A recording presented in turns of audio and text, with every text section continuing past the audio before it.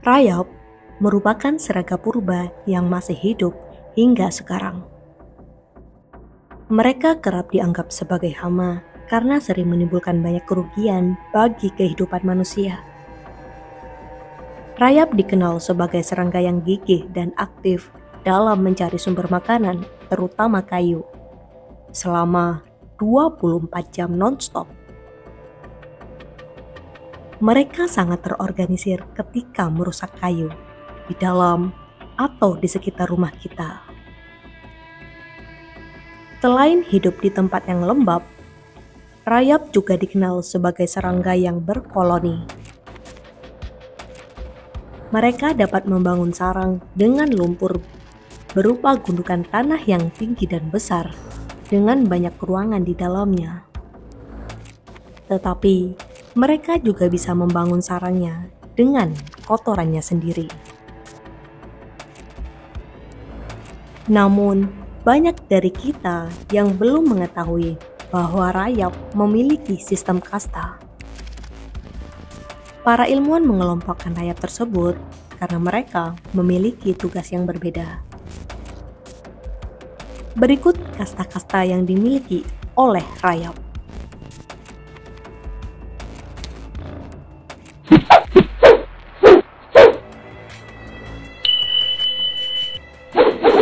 Satu, kasta rayap pekerja.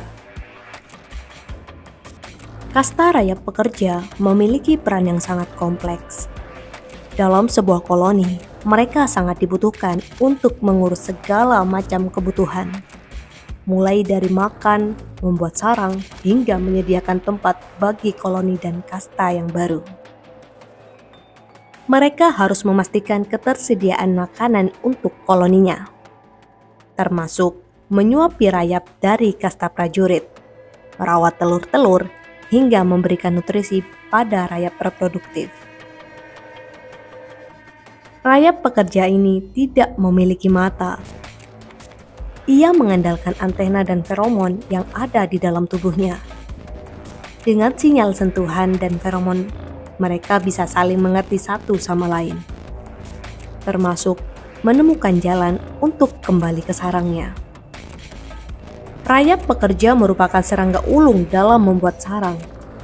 Bahkan, sarang yang mereka bangun sangatlah sempurna tanpa ada kekurangan sama sekali.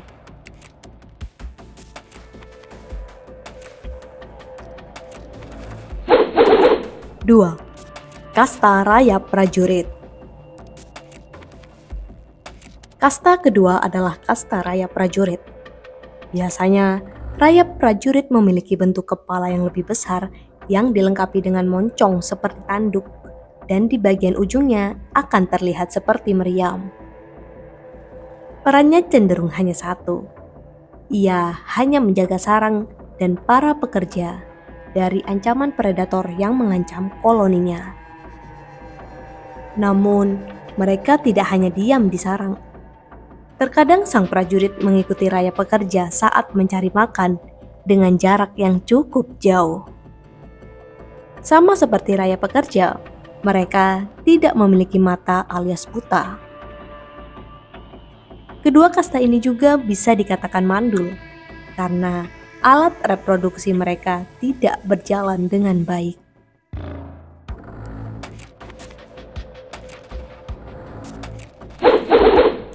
Tiga, kasta rayap reproduktif. Kasta ketiga dari rayap adalah kasta reproduktif.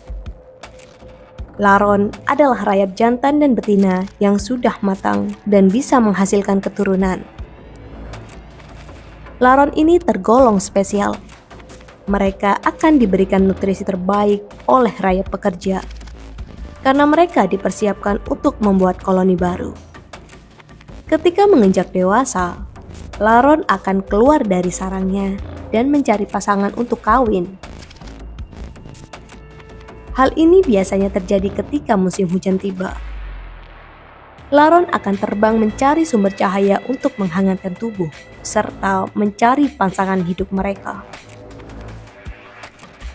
Laron yang berhasil mendapatkan pasangan akan membuat koloni baru menjadi calon ratu dan raja rayap. Meski demikian, dari sekian banyak laron yang terbang, hanya 10% saja yang berhasil mendapatkan pasangan. Meski pernah diperlakukan spesial di koloninya, mereka akan memiliki nasib tragis ketika tidak mendapatkan jodoh. Ia akan ditolak kembali ke sarang, bahkan dibunuh oleh rayap-rayap prajurit.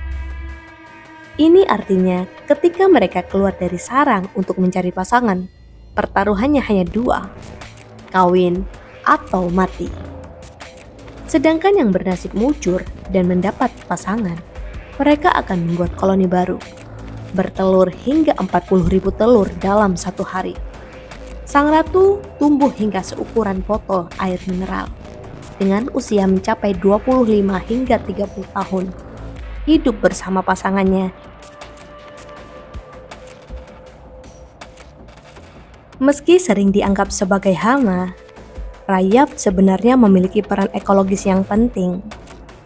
Mereka membantu proses daur ulang nutrisi dalam ekosistem hutan, sehingga kesuburan tanah dapat meningkat. Bahkan, rayap telah menjadi fokus penelitian ilmiah yang besar. Banyak penelitian telah dilakukan untuk memahami lebih dalam tentang perilaku sosial mereka dan bagaimana kita bisa memanfaatkannya untuk kebaikan manusia.